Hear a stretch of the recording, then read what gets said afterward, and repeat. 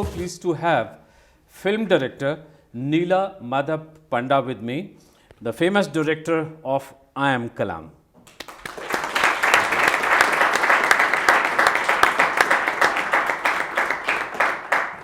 Well, the students of School of Journalism and Mass Communication and other students from the APJ Satya University, Mr. Panda, have already seen your film, and now we are having this conversation. But let me find out a few things from you directly. This film, I Am KALAM, was not your first film, was it?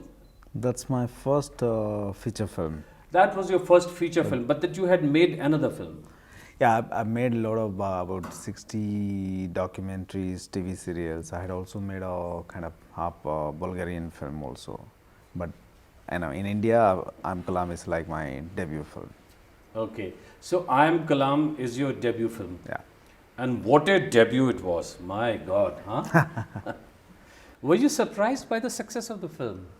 Well, to some extent, because I always thought that India is still not ready to watch film like this, to make it a mainstream film. The uniqueness of I Am KALAM was one, of course, it went to different festivals. We got about 28 international awards, one national award. Then, interestingly, I was surprised, in fact, when it entered to Filmfare and Screen Award. Stardust and Filmfare awards. What were those awards by the given by these Filmfare, magazines? we got Best Story, and Stardust, it was Best Supporting Actor. Screen, it was Best Debut. In fact, I got nomination for Best Debut in Filmfare and Screen both. Yeah. And National Award for Best Child Actor. How did you come up with this concept? Well, most of my films, these stories, I'll tell you, the way I make films is, it will be interesting for them also. I had a big background of documentaries, and documentaries, in fact, made me see how to look at story. And documentary is a very interesting anecdote to see how cinema can happen, because documentary is what? I mean, you make a film out of nothing, there's 4 walls and 3 trees, and you make a documentary out of it, you make a story out of it. And of course, cinema, you have a lot of freedom that, okay, you have characters, you have colors, you have different settings, dialogues, music, there are a lot of things you can make things out of it. And documentary gave me a really strength to tell stories, one, and then one perception is to find stories which were close to people, you were like literally living with people. The other is to understand what people likes, So it was not, there are a lot of division about when before I started I Am KALAM, there are a lot of people who were asking, are you making art house cinema or a commercial cinema? I can never understand this difference, because I Am KALAM is one of the most successful box office success, because we made a film in 1.2 crore or something, it made crores, You spent just 1.2 crores. Yeah, my God. And it made about 16, 17 crore, I guess, which is like a bigger than any box office success. My basic question, the concept, how did you come up with this concept? Well, the concept is, it's close to my own life. Of course, one side was, it was close to my own life where, because I grew up in a time, our fathers had seen truly independent, they were part of the whole independence process. But we were people who were living in the village, say my school times, I'm 73 born, so say about 80s, had seen the real struggle from that poverty to getting into school to what we are today.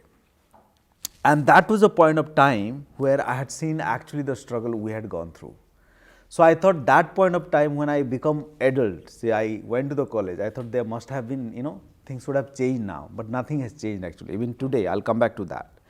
That was one side, is my own struggle being a child to get that two square of meal and comfort in the school, okay, or getting into the, of course, I was from a Brahmin family, so getting into the school was easy, but continuing the education was a big task because the family did not have money. So that's where lies one question. The other part was, I saw, in fact, I debuted my documentaries in 99 was a film on child labor. So I was covering different kind of child labor in different parts of the world, from sea to train to rack pickers, everyone, Interestingly, what is that child? A child, this could have been a very dark film even, and I had seen myself, where the family even did not have 2 times meal, and somebody would beat you, you don't have money, you don't get into school. Still there was something which I found was, a child always try to be happy, because a child doesn't come with any prejudice. Child doesn't have any sort of that he could be like this, he could be like this, that could be like that. No, the child is innocent. So I try to capture that innocence, what I had seen that in my childhood, and the idea of conceiving the film was how to capture that innocence. What you see in that boy is not about Dr. Kalam or getting into the school, but capturing that innocence and smile, which somehow we never define in our cinemas, which is an interesting point to why I made I Am Kalam. Of course, the stories, you can find these stories everywhere, even today. After so many Prime Minister, President gone, even you still have like almost close to 30 million children out of the school. So, in a sense, your film I Am Kalam is almost very, very biographical. It is indeed. And then what happened was, I decided that I would do this story with this child and this idea.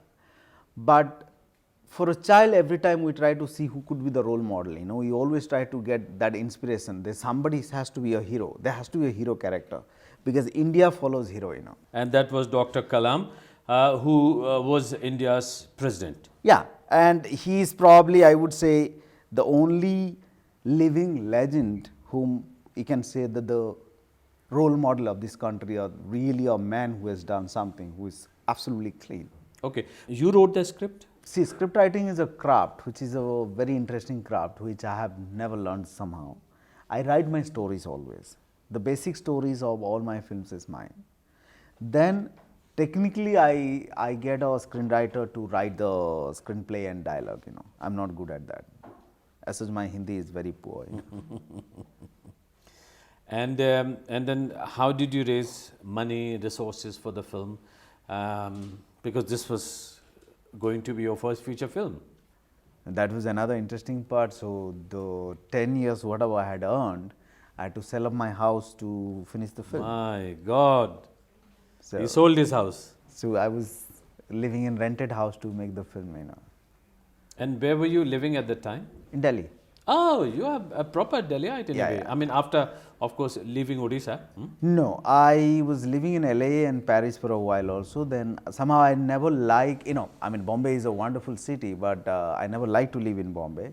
So I make all my films living in Delhi, because I like live this space as well as looking India from Delhi, That was the main idea why I want to live in Delhi. And when it came to selecting your cast members, your actors, you opted for very, very new faces. Was it because of the money crunch, resource crunch, or kind of a very deliberate choice that? For me, casting is a different process. Generally I don't depend on casting director. I go with the story and go meet people. For that, probably I might have met about 600 or 700 kids for I Am Kalam. There are two other films associated with you as director, Jalpari, Yeah. and the latest film, Babloo Happy Hai. Yeah. So let's talk about Jalpari. Well, Jalpari was also, I thought I would make little, it is kind of a suspense thriller for children. And it is in fact another interesting part of Jalpari was, the subject was quite adult, because female feticide, all these things, no child can understand. I wanted to see an adult story through a child's eye. That was the whole idea. The story was actually adult. If you see the issue, the politics which was happening in the film, the village, killing of women, the feminism and everything was pretty adult. Only the adult can understand. But I said it was easy to make a film with adult. I wanted to see how a 9-year-old child or 8-year-old child would see that. So it was through the eyes of this girl who had seen the politics.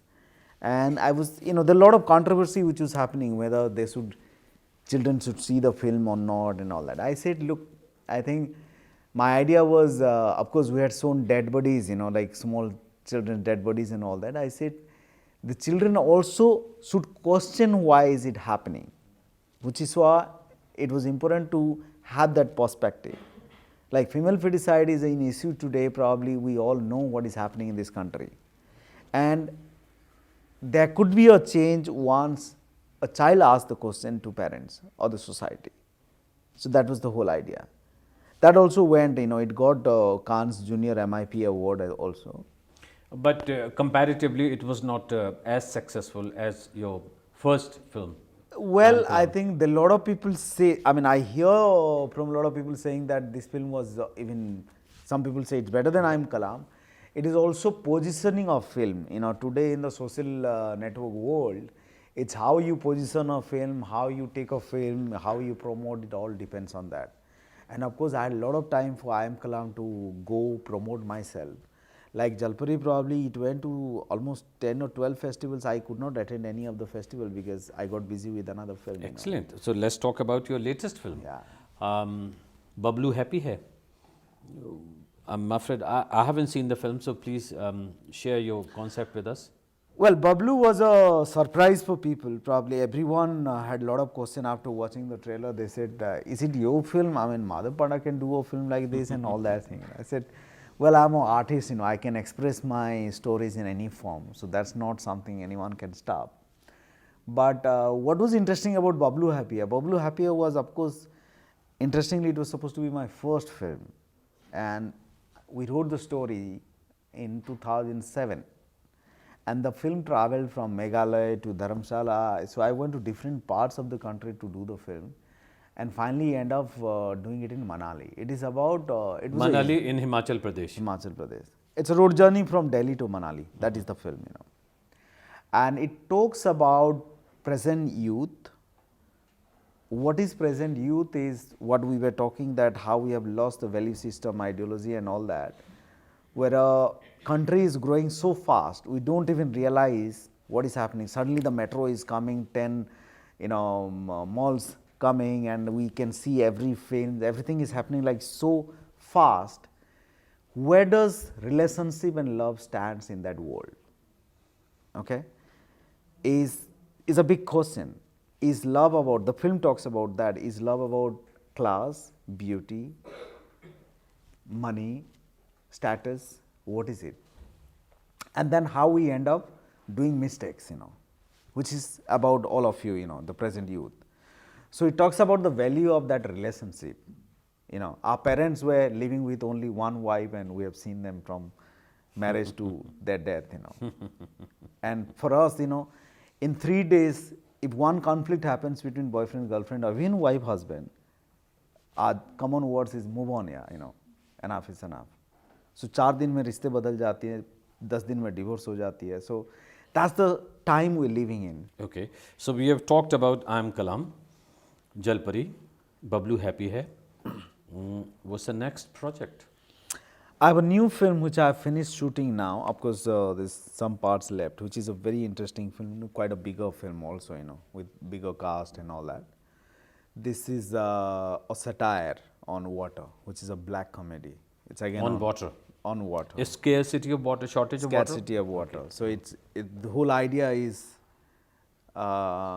when there is no water, how water becomes money. So water is currency in the film. Okay, so do you want to share some more details with us about the film? When would you be able to finish work on this one? This is, we are now in post-production. Of course, it will take about 4-5 months to do sound and overall visual cuts and everything. So by the end of the year, probably we'll come up with the film. Yeah. Have you thought about having famous Bollywood actors? It has some actors, it has Kunal Kapoor, Radhika Apte, Saurabh Shukla, Gulshan Grover, so there are like a couple of known faces in the film. Okay. Yeah. And is this a cinema that you would like to do maybe in the coming years? Short budget, small budget movies, short films, perhaps more, in a way targeting the multiplex audiences, as they would say. No, when I make a film, I don't really, when I start a story or we develop the script, I do not get into what will happen to the film, who will be the cast, what budget. I never bothered about that. So this is what we say, cinema comes with its own destiny. So you just have to put your right effort in film. So whether, at times this a script which you always thought could be a small budget film, you can bring in a bigger star even, You never know what will happen with cinema. So I never have this, pre-judgment about casting or budget or any sort of things, I never make a film to get awards or anything. I always say that I'll make a nice story so that I can make my audience happy. The story is important. The story is important. And I would say I'm one of those person in India who gives so much of time. My 50% of the income always goes into development of cinema. So I have 3-4 scripts with very known writers. But that's beautiful. That's something very interesting actually. I think my students should really focus on this one. That for him, the most important thing is to develop the film as a concept and work on various processes. Yes? Exactly. For example, script, design. You the take script, a lot of time the maximum time a cinema needs is your script. It takes years. I'm saying years. It means imagine a script which I started developing in 2004. And that point of time, probably that year, I had given my 80% of my income was I spent on that script, and I haven't been able to complete this is 2014, 10 years. So that is script. It takes years to develop a script because that is the soul of the film, which is why we see so much of failure also in cinemas, because I think 70 to 80% our cinemas are bomb in the box office. We don't give time. But of course, cinema is changing, now it doesn't matter develop or not, because it's not a, Bollywood, this is one sad part of Bollywood is we are not, there's no cinema culture, it is star driven culture, there is a star, the film runs. We somehow, I think that is something which is important also in audience to build up cinema culture. If you see Tamil cinemas, even a smaller film works in Tamils because there is a culture of cinema there. Here it is about star and entertainment, then cinema, Sure. But still, I think it is important for the makers to give, as you guys, as young, aspirants, and you would like to do cinemas tomorrow. It is important to give time on development. Think about your story. That's the important thing. Any other tips that you would like to give to the students of filmmaking, television, and journalism? Well, I mean, you were in the perfect age to tell your stories. I mean, what else you needed? Absolutely. Because on a mobile phone, iPhone, you can make a story because the digital world has opened up like so wildly that you don't need a 35mm camera or somebody to give you 2 crores to make a film happen. And there's so many stories you hear. You have a right theater here, on YouTube. YouTube is the age. Google and YouTube is everything to the world today. And there's already magical thing happen around the world. The small phone cameras and the small films has been making noises around the world. Now, what is the software that you use for your screenplay? The draft, final draft? Final draft, yeah. Final draft seems to be the standard practice. But I'm still quite an illiterate person about technology and all that. I'm still a handwriting person, Are you happy with the term you just used, Bollywood? Because once I was interviewing Nasiruddin Shah and Umpuri in a session in London, and they were so unhappy. They said they found the term derogatory. No. As if someone was going to insult them, and they didn't really like calling their cinema as Bollywood. No, why? I mean, because Bollywood there is one genre which is Bollywood. It exists in this country. Yes, you should say that Bollywood is not the representation of Indian cinema. Indian cinema is the whole cinema. Okay. So you cannot, the difference which you have to make is Bollywood is, of course, there is a genre. I mean, we all have been grew up ourselves with Bollywood cinemas. Okay. But Bollywood cinema doesn't mean that all the cinemas are Bollywood. And where do you see Indian cinema in the next 10 years? Doing badly or, just mediocre? No, I think we're growing. And interestingly, because the world knows that this is the biggest consumer country, all the big studios are coming to India. But nevertheless, they came 3-4 years back, and they all have failed because they were following the path of Bollywood. So once they respect Indian cinema and believe in quality of cinema, I think will be the one of the finest producing cinema rather than just largest cinema producing country. I asked you about the state of Indian cinema in the next 10 years. There are some serious allegations against the quality of Indian cinema, that you're very good at manufacturing so many films, but what quality at the end of the day? The world cinema is doing so well, small countries are doing so well, very small countries with meager amount, and they are coming up with excellent quality of cinema. Unfortunately, Indian cinema has not been able to find its place during the last 10 years at the competitive level.